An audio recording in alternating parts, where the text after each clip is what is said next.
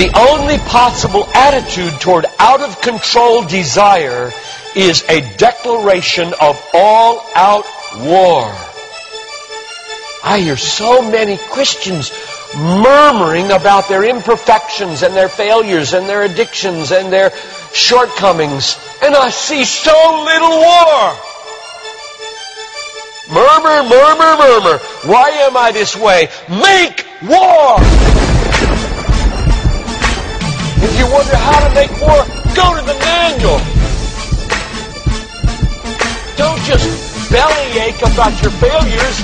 Make war! He says, I'm continuing the quote, there is something about war that sharpens the senses.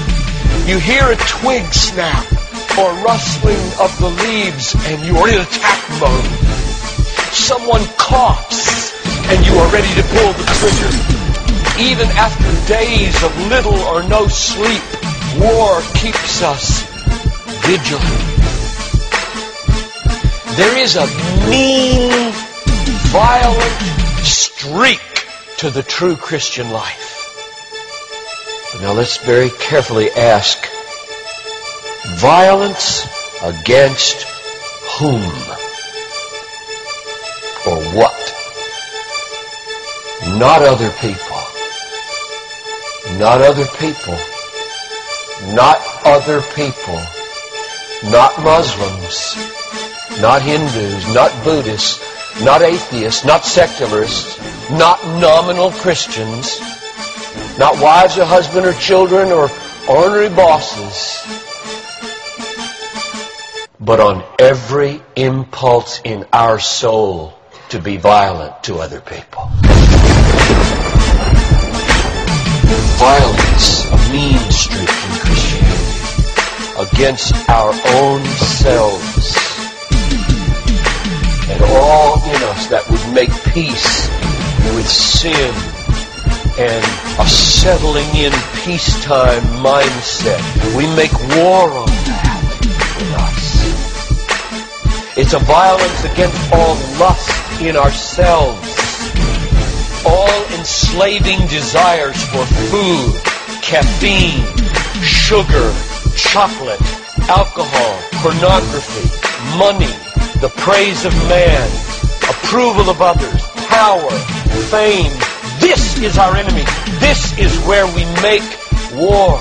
It is a violence against all racism in our souls, all sluggish indifference to injustice in our souls, a violence against all indifference to poverty and indifference to abortion in our souls. Did you know that in the warfare of Romans, Satan doesn't show up until chapter 16. We tend to think of spiritual warfare as this little thing where you find some way to pray or some way to lay hands on or some way to do a Satan thing. Well, that's important. Believe me, that's important. We war not against flesh and blood, but against principalities and powers and world rulers of this present darkness and spiritual hosts of wickedness in the heavenly places. That's important. But you know what? It's not nearly as important as this. Because the only foothold Satan has in your life is your flesh and your sin. Nobody goes to hell because of Satan. The only reason we go to hell is sin. Much more important than fighting Satan is fighting sin. This warfare in verse 13 is vastly more important than figuring Satan out. Get that. My biggest enemy is not Satan. My biggest enemy is John Piper.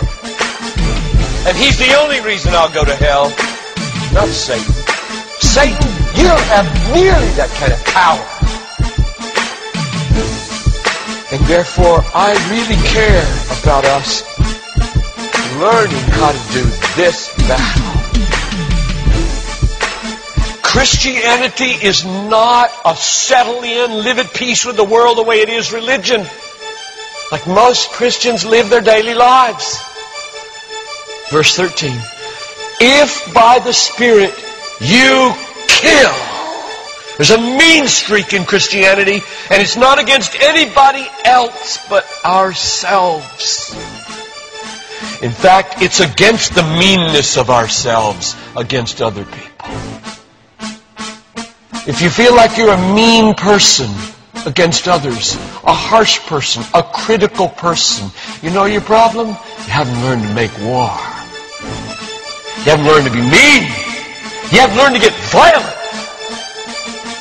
against your violence, against your meanness, against your critical spirit. And you complain of it, talk about it, but have you made war 24/7 against it?